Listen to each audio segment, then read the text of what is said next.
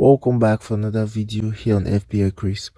We'd love to know how your game week 8 is going so far. As at the time of recording, Arsenal game against Brentford is just starting. Hopefully our assets in the Arsenal team can produce something for us today. Now, before we head into the international break, we would like to look at a few things. Firstly, what are our transfer plans heading into future game weeks after game week 8-9? It's very paramount that after a wild card, you leave your transfer in the next game week to help enable unforeseen circumstances that may happen in future game weeks. And also, it was kind of a pun to perform the wild card before the international break, knowing fully well that some players might be coming out with injuries. However, what is done is done, and with the games that were postponed, necessary actions had to be taken. Moving on, we know Haaland has a blank game week 12. However, we'll have to do something, knowing fully well that we have 4 players in our team who will be having a blank game week 12 in that game week. However, the chances of Haaland leaving the team is next to impossible. Firstly, because we have value on him already. And secondly, there's nothing to say, it's just Erling Haaland, and he has done beautifully well since the season started, so he will be staying back in the team. Even with the blank game week, he will just be moving to the bench. Next up is Trippier. Trippier has a host of good fixtures coming his way, so it's paramount also to leave Trippier in the team. Next run of fixtures for Reece James seems to be looking very incredible. Crystal Palace, Wolves, Aston Villa, Brentford and Brighton all in their next 6 games. Makes us believe that Reece James can all the same get good points in those games. We also see Zaha in the team who faces Reece James in the next game. However, Chelsea has been leaking goals somehow for some time. So I think a game like this, Wilfred Zaha can get something. Harry Kane is another person who has to enter the spotlight, knowing fully well that a lot of managers chose to go for Kevin De Bruyne over Harry Kane. However, I still feel the right choice was made choosing Harry Kane over him.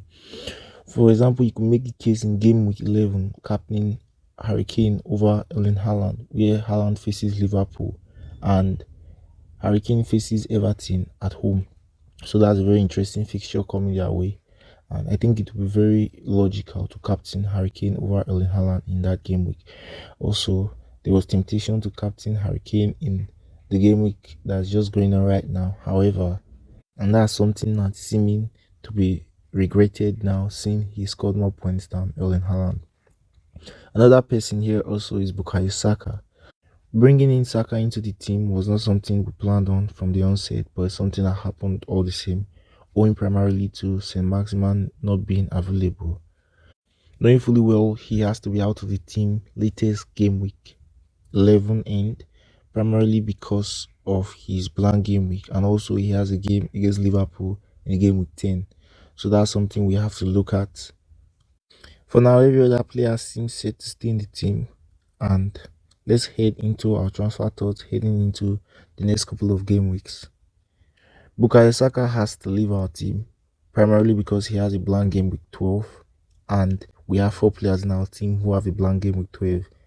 It would be wrong also to feed less players in such a game week when it's just one game that is being postponed. So players are coming to our mind for replacing Saka in that game week, and it has to be game week 10 because he also faces Liverpool in the game week. St. Maximan comes to mind chiefly. Another player that comes to mind is Rashford, but that's something we're still looking more closely at. Next run of fixtures for Newcastle and St. Maximan seems very interesting, and one which the players can get good points out of. He has been out on injury for a couple of games now. Even with the game postponement, he still hasn't been back, but we expect after the international break he should be back shortly. Also, Cancelo is one who might be having to leave the team, so we'll be having nothing more than 2 players on our bench who will not be playing a game that game week.